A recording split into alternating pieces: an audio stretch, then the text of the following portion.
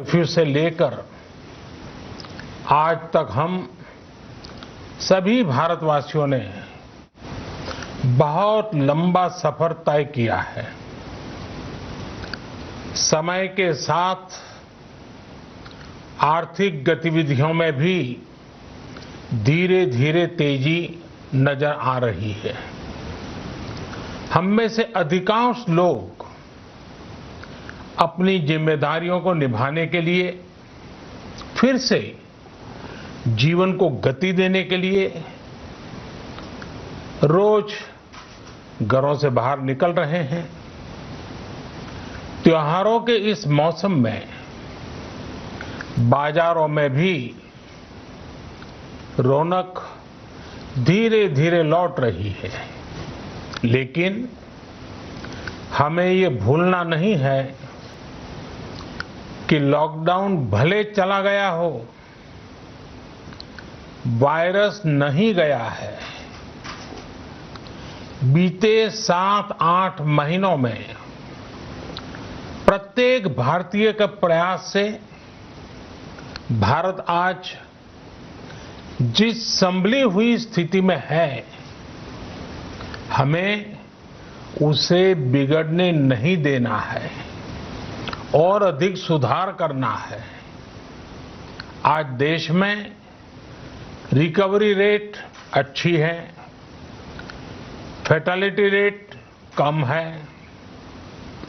भारत में जहां प्रति 10 लाख जनसंख्या पर करीब 5,500 लोगों को कोरोना हुआ है, वहीं अमेरिका और ब्राजील जैसे देशों में ये आंकड़ा 25,000 के करीब है। भारत में प्रति 10 लाख लोगों में मृत्यु दर 83 है, जबकि अमेरिका, ब्राजील, स्पेन, ब्रिटेन जैसे अनेक देशों में ये आंकड़ा 600 के पार है। दुनिया के साधन संपन्न देशों की तुलना में भारत अपने ज्यादा से ज्यादा नागरिकों का जीवन बचाने में सफल हो रहा है। आज हमारे देश में कोरोना मरीजों के लिए 90 लाख से ज्यादा बेड्स की सुविधा उपलब्ध है। 12,000 क्वारंटाइन सेंटर्स है। कोरोना टेस्टिंग की करीब 2,000 लैब्स काम कर रही है। देश में टेस्ट की संख्या जल्द ही 10 करोड़ के आंकड़े को पार कर जाएगी। कोविड महामारी के खिलाफ लड़ाई में टेस्ट की बढ़ती संख्या हमारी एक बड़ी ताकत रही है। सेवा परमो धर्म के मंत्र पर चलते हुए हमारे डॉक्टर, हमारे नर्सिस, हमारे हेल्थ वर्कर्स, हमारे सुरक्षाकर्मी और भी सेवा के भाव से काम करने वाले लोग इतनी बड़ी आबादी की निस्वार्थ सेवा कर रहे हैं। इन सभी प्रयासों के बीच ये समय लापरवाह होने का नहीं है। ये समय ये मान लेने का नहीं है कि कोरोना चला गया या फिर अब कोरोना से कोई खतरा नहीं है। हाल के दिनों में हम सब ने बहुत सी तस्वीरें, वीडियो देखे हैं जिनमें साफ दिखता है कि कई लोगों ने अब सावधानी बरतना या तो बंद कर दिया है या बहुत ढिलाई ले आए हैं। ये बिल्कुल ठीक नहीं है। अगर आप लापरवाही बरत रहे हैं बिना मास्क के बाहर निकल रहे हैं तो आप अपने आप को, अपने परिवार को, अपने परिवार के बच्चों को, बुजुर्गों को उतने ही बड़े संकट में डाल रहे हैं। आप ध्यान रखिए, आज अमेरिका हो या फिर यूरोप के दूसरे देश, इन देशों में कोरोना के मामले कम हो रहे थे, लेकिन अचानक से फिर से बढ़ने लगे हैं और चिंताजनक वृद्धि हो रही है। साथियों, संत कबीरदास जी ने कहा है, पक्की खेती देखी के, पक्की खेती देखी के गर्व किया किसान, अजहू जोला बहुत है, अजहू जोला बहुत है, घर आवे तब जान। अर्थात कई बार हम पक्की हुई फसल देखकर ही अति आत्मविश्वास से भर जाते हैं कि अब तो काम हो गया, लेकिन जब तक फसल घर न आ जाए तब तक काम पूरा नहीं मानना चाहिए। यही कबीरदास जी कह के गए हैं। यानी जब तक सफलता पूरी न मिल जाए, लापरवाही नहीं करनी चाहिए। साथियों, जब तक इस महामारी की वैक्सीन नहीं आ जाती, हमें कोरोना से अपनी लड़ाई को रत्ती भर भी कमजोर नहीं पड़ने देना है।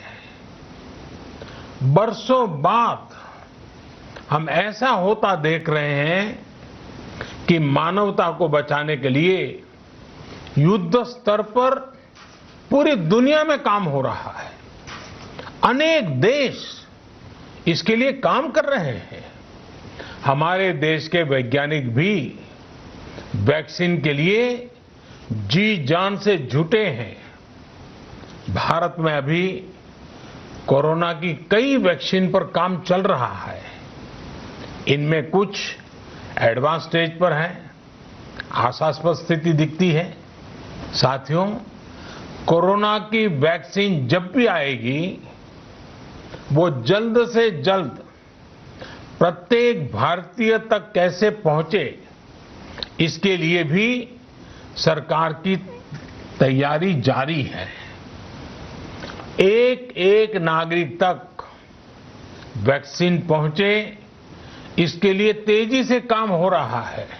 साथियों, रामचरितमानस में बहुत ही शिक्षाप्रद बातें हैं, सीखने जैसी बातें हैं, लेकिन साथ साथ अनेक प्रकार की चेतावनियां भी हैं।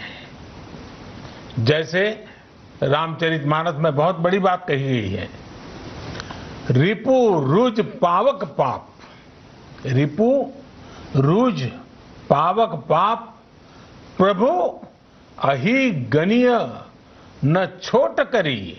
अर्थात आग, शत्रु, पाप यानी कि गलती और बीमारी, इन्हें कभी छोटा नहीं समझना चाहिए।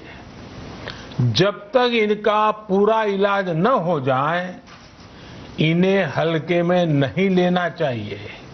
इसलिए याद रखिए, जब तक दवाई नहीं, तब तक ढिलाई नहीं। त्योहारों का समय हमारे जीवन में खुशियों का समय है, उल्लास का समय है। एक कठिन समय से निकलकर हम आगे बढ़ रहे हैं। थोड़ी सी लापरवाही हमारी गति को रोक सकती है, हमारी खुशियों को धूमिल कर सकती है। जीवन की जिम्मेदारियों को निभाना और सतर्कता, ये दोनों साथ साथ चलेंगे, तभी जीवन में खुशियां बनी रहेगी। 2 गज की दूरी, समय समय पर साबुन से हाथ धुलना और मास्क लगाना, इसका ध्यान रखिए। और मैं आप सबसे करबद्ध प्रार्थना करता हूं, आपको मैं सुरक्षित देखना चाहता हूं, आपके परिवार को सुखी देना चाहता हूं। ये त्योहार आपके जीवन में उत्साह और उमंग भरे, ऐसा वातावरण चाहता हूं। और इसलिए मैं बार बार हर देशवासी से आग्रह करता हूं। मैं आज अपने मीडिया के साथियों से भी, सोशल मीडिया में जो सक्रिय हैं उन लोगों से भी बड़े आग्रह से कहना चाहता हूं कि आप जागरूकता लाने के लिए, इन नियमों का पालन करने के लिए जितना जन जागरण अभियान करेंगे, ये आपकी तरफ से देश की बहुत बड़ी सेवा होगी। आप जरूर हमें साथ दीजिए, देश के कोटि कोटि जनों को साथ दीजिए। मेरे प्यारे देशवासियों, स्वस्थ रहिए, तेज गति से आगे बढ़िए और हम सब मिलकर के देश को भी आगे बढ़ाएं। इन्हीं शुभकामनाओं के साथ नवरात्र, दशहरा, ईद, दीपावली, छठ पूजा, गुरु नानक जयंती समेत सभी त्योहारों की सभी देशवासियों को एक बार फिर से बहुत बहुत बधाई देता हूं। धन्यवाद।